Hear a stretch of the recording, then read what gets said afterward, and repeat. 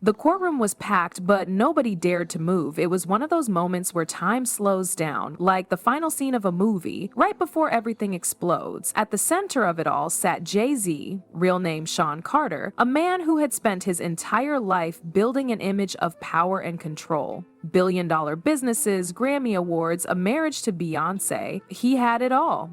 But today, none of that mattered. Not when he was staring down the possibility of losing the one thing even money can't protect, his legacy. Across from him sat a man named Rymir. Not a celebrity, not a mogul, just a guy with a heavy heart, a steady voice, and a simple request: the truth. For over a decade, he'd been saying the same thing. Jay-Z is my father. And for over a decade, nobody listened. Not the courts, not the press, not even Jay-Z himself. Most people dismissed him as a clout chaser, someone looking for fame, or worse, a check. But Rymir wasn't asking for money. He never had. He just wanted to know who he came from. That's it. A DNA test, a sliver of truth in a life full of silence. Now, after years of legal runarounds, media whispers, and being gaslit by the machine that protects the rich and powerful, he finally had his day. The test had been taken, the results were in, and Jay-Z, the man who had dodged the paternity question for years, was sitting just a few feet away from the answer. The energy in the room was suffocating. Reporters held their breaths, cameras were locked in. Everyone could feel the tension in the air, like electricity right before a storm hit. Even Jay-Z's legal team, usually cool and composed, looked on edge, and then the judge leaned forward, glanced at the document, and read the results aloud. The DNA matched. That single line detonated like a bomb in the courtroom. Jay-Z's jaw clenched, his eyes darted toward the floor. He muttered something under his breath, and then, for the first time in a long time, the billionaire lost control.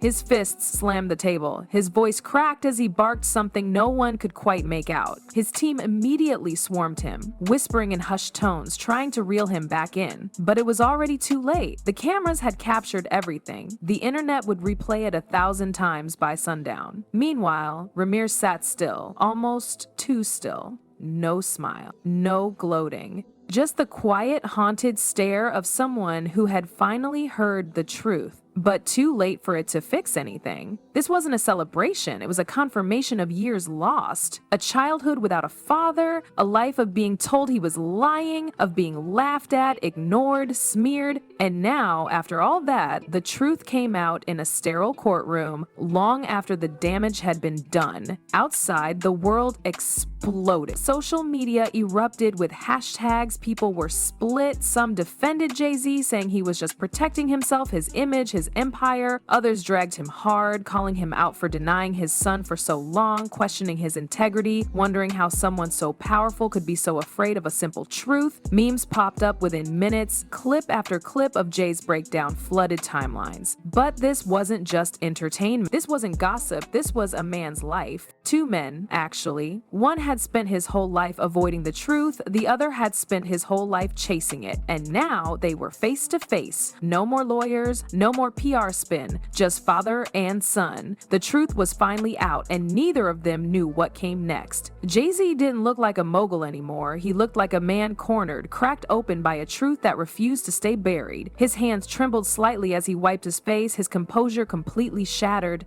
Or a man who had navigated some of the biggest business deals in the world without blinking, this hit differently. This wasn't a contract negotiation or a PR crisis. This was blood. This was fatherhood. And no matter how much power he held outside that courtroom, it meant nothing here. His lawyers were scrambling, flipping through paperwork, whispering legal jargon that sounded like static in the chaos.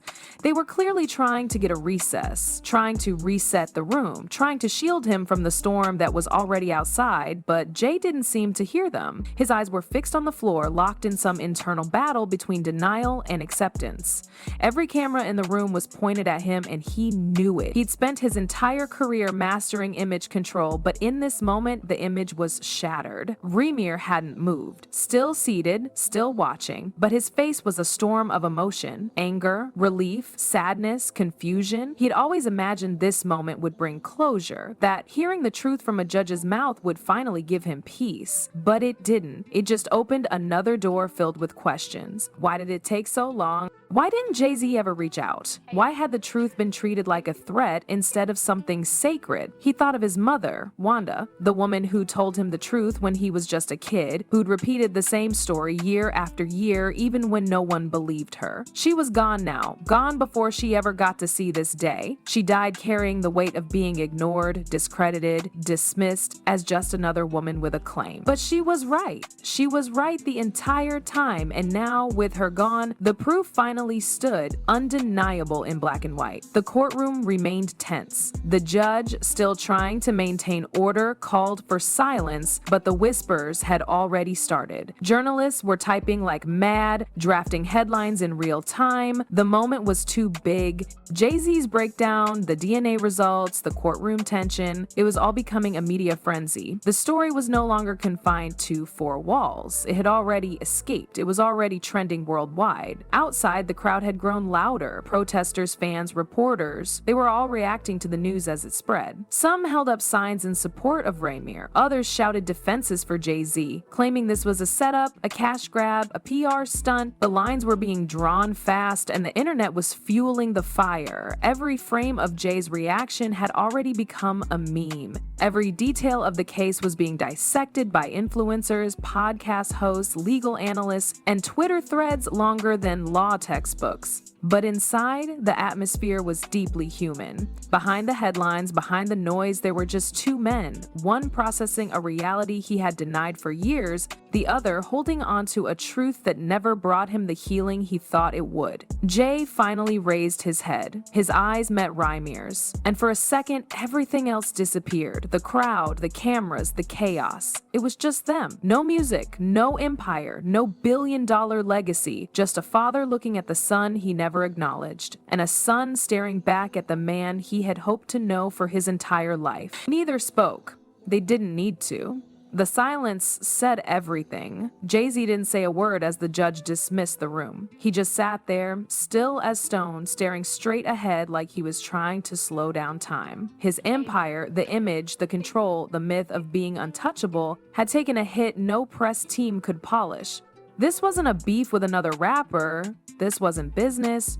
This was family, and it had unfolded in public with a verdict that left no wiggle room. The DNA matched. He was the father. The courtroom cleared out slowly. Reporters swarmed the hallway, phones up, record buttons blinking red. Outside, the crowd pressed harder against the barricades, shouting questions no one would answer. But Jay stayed in his seat, alone with the weight of what the truth had done. He didn't look powerful anymore. He looked like a man trying to figure out how to face the wreckage of choices he'd made decades ago. Rymir walked out quietly, slipping past the cameras without a word. He didn't smile, he didn't pose, he wasn't there for headlines, he just wanted out. For years, he had carried the burden of proving something that should have never required a courtroom. He had been called a liar, a clout chaser, a scam artist, all for asking a man to acknowledge what a simple test had now confirmed. He wasn't celebrating, he was grieving. Grieving the father he never had, the moments that would never be returned, the years filled with questions that never got answered until it was too late to matter. Back inside, Jay finally stood up.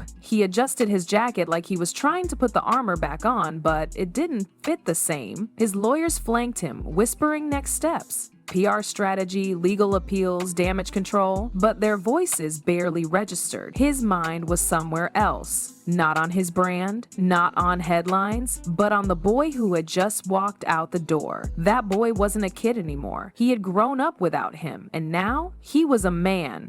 Quiet, composed, carrying himself with a dignity that had nothing to do with money or fame. That was the part that cut deepest. Jay hadn't just missed the truth, he had missed the entire journey. The internet was on fire. Clips of Jay's reaction had already gone viral. Jay-Z breaks down in court, the headlines screamed, everyone had an opinion. Some mocked him, others defended him. Conspiracies spun in every direction, but the story had outgrown the gossip. This wasn't just about a celebrity paternity test, it was a cultural reckoning, a reminder that no amount of fame could shield you from accountability forever, not when real lives were involved. At home, Beyonce hadn't issued a statement. The Carters were quiet, too quiet. The implications weren't just personal, they were massive. Marriage, family, brand deals, legacy. Everything Jay had built was now under a microscope. Not because he had a son, but because he'd buried the truth for so long, letting silence do the damage.